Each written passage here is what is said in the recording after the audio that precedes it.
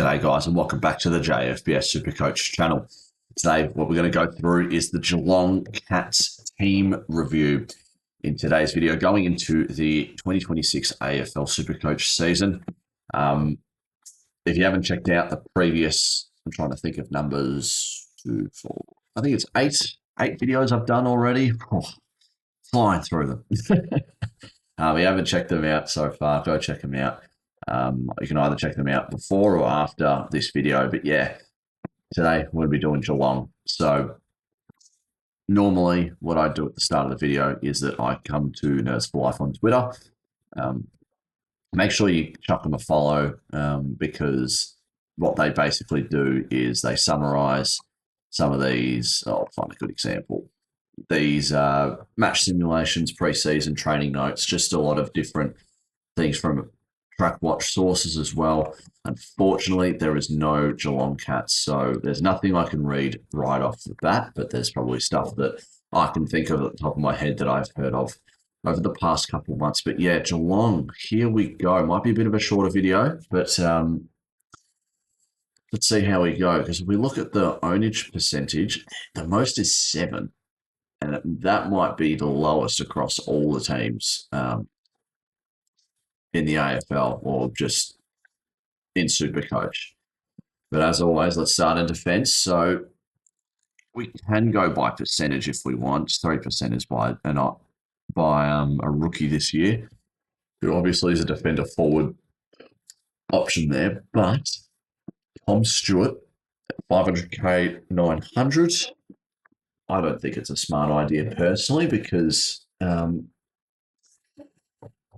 he's a year older. He's getting injury prone. Sorry, I don't know what I was doing with my mouse there. What he had an average of, what would that be, 90 something? 92. We're going past the days of 107, 109, and 113. In the past couple of years, he's starting to drop off. So I think that's probably the time where we just don't go with Tom Stewart. I think he's an okay pod, but he's just not going to be in your best 6, so you're just trading him out.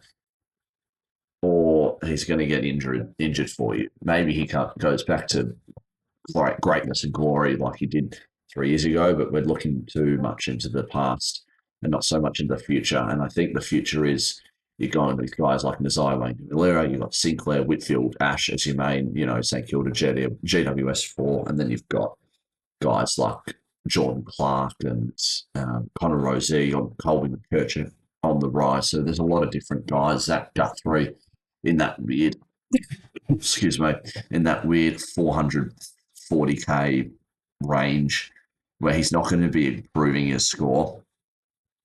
So look, there's probably no point going with him. Lawson Humphries is the same. He's a great kid though. 22 games last year and he's got a great kick. Henry's going to be the same. Mark O'Connor, Sam De Koning and Conor O'Sullivan are going to be the same as Tom Stewart. Like that's been their average for the past couple of years. I don't see it increasing or decreasing much over the course of time. It'd be worth it to go with a different route. There is a reason why there's not many people going with these defenders, which is unfortunate that Thomas Stewart was an option 3 years ago. It gives us a little bit of difference those 3 years ago, but look, we can't go with him anymore, in my opinion. Anyway, so probably where we're going to be talking the most is this midfield group. So we got Bailey Smith at 638k. Mid only, which is fair enough because he started off mid forward last year and played mostly midfield this last year as well. Didn't really go forward that much, but which means he's lost his DPP status. Very handy, a one-off thing. I'm sure we'll see many more to come. Not by him in particular, but guys like him who get pushed into the forward line and go to a different team and ball out. But yeah, Bailey Smith, 7% owned, which is interesting. We can have a look at their run, I guess, but you've got to remember they've got the early buy as well. But we can have a look at the schedule for them going into 2026.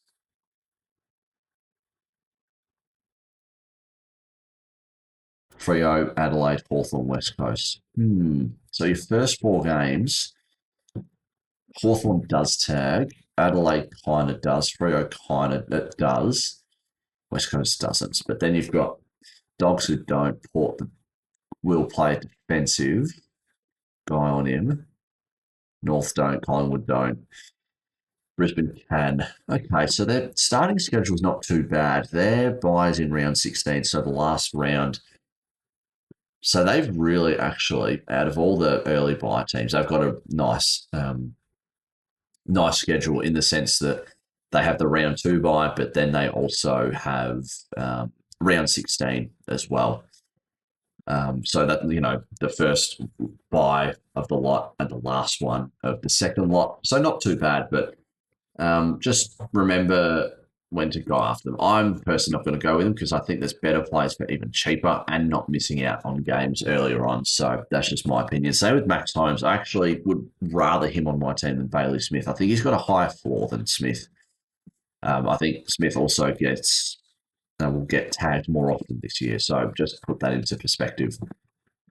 Tom Atkins didn't really know he averaged a 98, which is pretty cool. But look, it's not popping out to me going, I want to pick you. I'll be honest. So look, as much as it'd be interesting to have him on your team, you're going to be trading him in sooner rather than later, is what I'm trying to say. Ollie Dempsey, shout out to him. Well, the thing that I've heard is that they are potentially trying out something different with him in the midfield, which I'd love. Which I would love. I love how the way Ollie Dempsey plays. He's always the first one down. Like he gets down the ground so well. So his endurance and fitness is unbelievable, in my opinion. 1% have got him. 423k. There's probably better options in that midfield group there. You've got Hayden Young, who's about 30k cheaper. You've got Darcy Parish, who I think is going to be a better option, about 100k cheaper, 90k cheaper, I reckon. So, look, there's better options, but it'll be interesting to see how Ollie Dempsey goes, especially maybe the preseason games will be a good watch because he might be getting some inside midfield minutes, but I don't think he's going to be that impactful. I don't know if that makes sense or not. Not super coach wise. We'll see. We'll see how it goes. James Warple, their new recruit from Hawthorn going into a Geelong system, will be very interesting to see. Don't know where they'll play. They'll probably play him as you'd think, defensive. If you've got Smith Holmes, you've got Atkins, who is the defensive guy. Warple, if you're getting him with Smith and Holmes, he's going to be defensive. But if Holmes is out or Smith is out of the rotation, then he'll be the guy that would be just going straight for the ball. So I think that would be nice. I reckon he might start on the bench and then come through and, just go after the ball. I don't think you guys should be going for him, unfortunately. Jack Bowes, it'll be interesting to see where they play him. I'm pretty sure they played him towards the back end of last year. You can see how often I use this website, but oh my God, who am I talking about? Bowes. We'll see. Where did he play? Where did he start? Excuse me, in the back end of last year. Because I want to say he played like half back. Interchange. That was the grand final.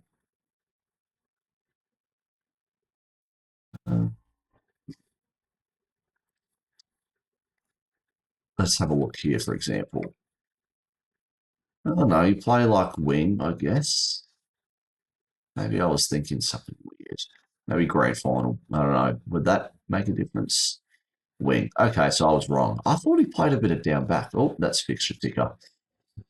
I thought he played a bit down back, off half back. I might be wrong, but look, on the wing, probably not the guy to go for, unfortunately. So I probably wouldn't bother going with him. 0% have gone with him. No one's going with him. So just put that into mind. Tanner Bruin. He'll be very interesting. I wish he was a bit cheaper, but that's okay. For 276k, it's not terrible. I think there's better options to go with. I mentioned the other two guys in Young and Parish, in my opinion, in that midfield group, because you kind of want 3 to 4 primos you want at least two mid-range prices and the rest rookies. You could go three primos, three um, mid-range guys, and five rookies, but I prefer the four primos to two mid-price guys and five rookies. In my opinion, I think that works well. That'll work well for me because, for example, you've got four guys that you're not going to be trading out. Whereas you've got Tanner Bruin, he'll probably have to be your third guy. I think everyone's going to be getting on Hayden Young, and the rest is for yourself and easy picking. So depends if you're going to be going with a Darcy Parish or a Harley Reid or a Harvey Langford. Just some names to throw out. You've got Drawn to go in, Trelaw, who go down back. Sorry, when I say go down back, go down forward. You can put them in as their DPP there, but that's just another example. Tanner Bruin's probably on the back end of it. How does he fit into this new Geelong side? Could he be coming off half back? That would be very interesting to see. But it's going to be hard for him to get in because you've got Smith, Holmes, and Atkins as your main three. I know Danger goes in as well. You've got Dempsey potentially having a role in the middle. You've got James Warple as well. So that's five guys already, six guys with Dangerfield. I don't know. I know Manor can sometimes go in there, Myers as well. So they've got a lot of guys to go through in that midfield, which is good. It's a good problem. So look, but I just don't think I would trust it yet. You've got to watch through the first two games because if we look, I think we saw it before. They missed round two. So watch round 0, watch round 1, see how they go, or see how Tanner Bruin goes in particular, and in the preseason matches. Then we can get a better gauge on what his role is down in Geelong. Weston Mullen, we're going to say no straight away just because he plays a tagging role, 44.6 average. That's probably going to be staying the same throughout the year.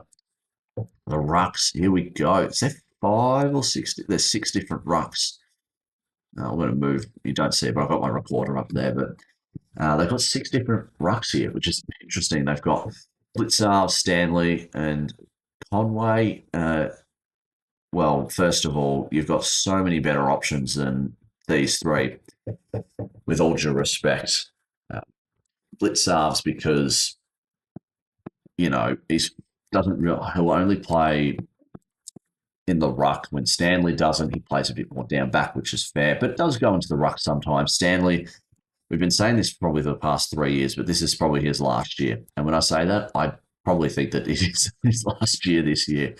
And hopefully Toby Conway can get in, but I'm pretty sure he's just been injury riddled, unfortunately, with that back injury, I think it is. So, look, not ideal for Conway, but maybe that's why Stanley's kind of hanging on by a thread when it comes to playing. They've been rumoured to bring in Rowan Marshall for next year. So, look, anything can happen.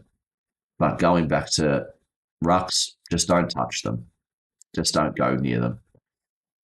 Forwards, here we go. Is there anyone in particular? Yeah, that same dude. Cool. So we got Grind Myers here. I reckon he won't be too bad. I'm surprised only 1% have gone him here. Not that I think he's expected to do more. Like a 94 is probably where it's at. But I can definitely see a bit of a jump, playing that half-forward role. You get 20 disposals, and he's a really nice kick. Probably gets you around a 90, 95. Of course, Ryan Myers got a 94. He will have games where he scores 110, 120, but I think that's his ceiling. We can have a look at last year.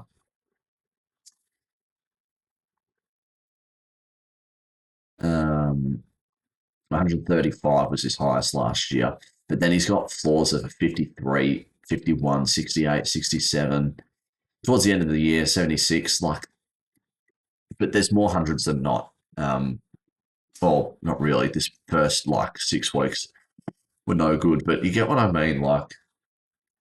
He's actually deep. He's a decent guy to go for, but it's a bit of a pod move, I reckon. Obviously, 1% have gone with him. 94, probably not what you're looking for. Unfortunately, I think for 500k, you've got Petrarca, you've got Rankin, and you've got obviously Sheasel, who I think will be better options to go for this year. But if it's a second guy, then maybe Grindwise could be an option. But look, I'm just going to say no for now. Jeremy Cameron, I think if you've watched the past videos, I've mentioned that I've got a bit of a rule to myself to not play or not have any forward forward players. So, or key forward is what I'm trying to say. 483k. I know it can get you an 89. 1% have gone with it. I wouldn't go with it personally. Manor, 460k. I love how he plays personally. An 85 average last year. There's just so many points that are just, if we go by flex and we go by average, like look how evenly distributed this is. There's 13 players averaging, or might as well bump Martin and Henry. 15 players averaging 70 or more. It's pretty hard. And there's only a certain amount of points I think they give out, I'll be honest. So, look, we'll see how this year goes. But look, for Manor, I'm going to say no. Dangerfield's going to be the same with Manor. I'm going to say very quick no, unfortunately. Jack Barnett's going to be a no. Shane O'Neill is also going to be a no. We can have a look at the other guys as well on this list who I've missed potentially. Oh, Stengel. Yeah, that's right. I probably wouldn't go with him either. Brad Close wouldn't be going with. Jed Hughes, no. Nevitt, nah, he was okay for making money last year. And he only made, 80k at most, 100k. Ollie Henry, going to say no. Koladashny, oh my God, I can't say his name. I used to say his name, but I can't anymore. Stevens going to say no. Jai Clark, interesting, 178k. I would probably go no. This Geelong side's pretty strong, especially in that midfield group, like I mentioned before. So I'm going to say no to Jai Clark. Which Shy, I'm going to say no. Burke, Edwards, Hoffman. I think a lot of these guys at the bottom, I don't really know that well. I don't really know Geelong end of, the last 10 players on their squad guys at all. So it's really just based off on your judgment. If you think that any of these guys are going to be somewhat decent and might get into their side, go with your gut, go with it. But looking at it at the moment, you've got one with Mitch Evans. You've got one with Hunter Holmes, Driscoll. I was going to say O'Driscoll, but Driscoll. But then three with Matafei Forbes. I hope that's how you say Matafei Forbes. Matafei Forbes. Look, he's a forward defender, DVP. And I've got a feeling that 3% of people that are got him already are guys that are just trying to save as much money as they can to spend it on field. So, look, not the smartest, but it is a way to do it, I guess. But yeah, that's going to do it for me, I think. That is the Geelong Cats team review. Thanks for tuning in. Let me know if any of these guys that I went over, I didn't really go over particularly well, or you think some of these guys might break out, might be a good option.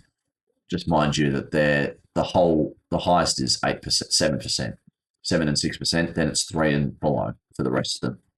So just let me know if I'm not speaking about anyone in particular. But yeah, or if there's someone that I've talked about a little bit too much or you don't think will do well, let me know about anything. I've been saying that a bit recently. But yeah, thanks again for tuning in. Hopefully you guys have a good one. And I'll see you guys next time. Cheers.